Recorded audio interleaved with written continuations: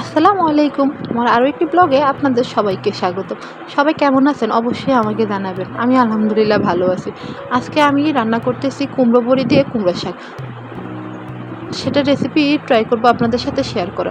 আমি এখানে প্রথমেই কুমড়ো বড়িগুলোকে ভেজে নিয়েছি। তারপরে আর কিছু রেকর্ড করা হয়নি, তার জন্য আমি খুবই দুঃখিত। এখানে কড়াইতে প্রথমে তেল গরম করে নিয়েছি। তেল গরম হলে তার মধ্যে কালো জিরা ও শুকনো মরিচের ফোড়ন দিয়েছি। তারপরে পেঁয়াজকে হালকা একটু ভেজে নিয়েছি আর হলুদ দিয়ে দিয়েছি। এখন আলুকে একটু লম্বা লম্বা করে কেটে দিয়েছি এবং কুমড়ার শাকের যে ডাঁটাগুলো ছিল সেই ডাঁটাগুলো দিয়ে দিয়েছি, কারণ ডাঁটাগুলো সিদ্ধ হতে সময় লাগে। আর বড়িগুলো দিয়ে দিয়েছি, এগুলোও সিদ্ধ হতে একটু সময় নেয়। হালকা একটু পানি দিয়ে এগুলোকে হালকাভাবে সিদ্ধ করে নেব। শাক দিলে তো তাড়াতাড়ি সিদ্ধ হয়ে যায়, শাক বেশিক্ষণ রান্না করলে আবার শাক একটু টকটক হয়ে যায়।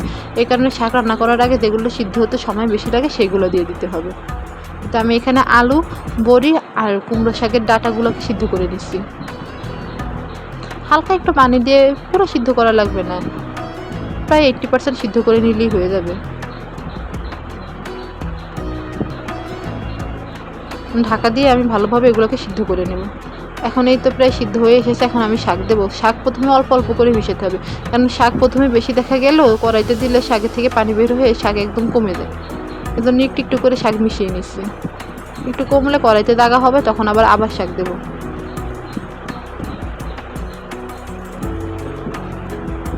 এখন সবগুলো শাক দিয়ে কড়াইটা একদম ঢাকা দিয়ে দেবো, যাতে শাকগুলো কমে যায়। এই তো শাকের থেকে পানি বের হয়ে গেছে, শাক কমে গেছে। এখন এগুলো সবগুলোকে ভালোভাবে মিশিয়ে নিতে হবে।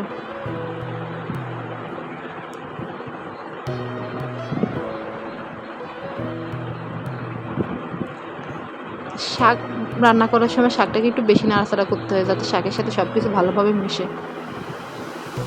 এখন শাকের মধ্যে লবণ দিয়ে দিলাম। শাক যখন একটু কমে যাবে তখন লবণ দিলে লবণের পরিমাণটা ভালোভাবে বোঝা যায়। না হলে প্রথমে লবণ দিলে পরিমাণ বোঝা যায় না, এই জন্য শাকে অনেক সময় দেখা যায় লবণ বেশি হয়ে যায়।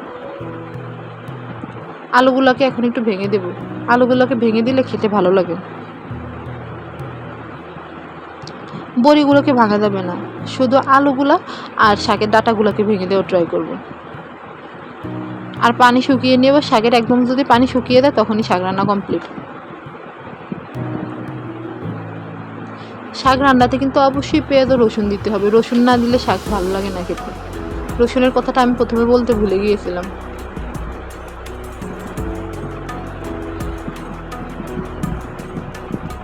আর হালকা একটু হলুদ। এই তো আমার শাক রান্না কমপ্লিট।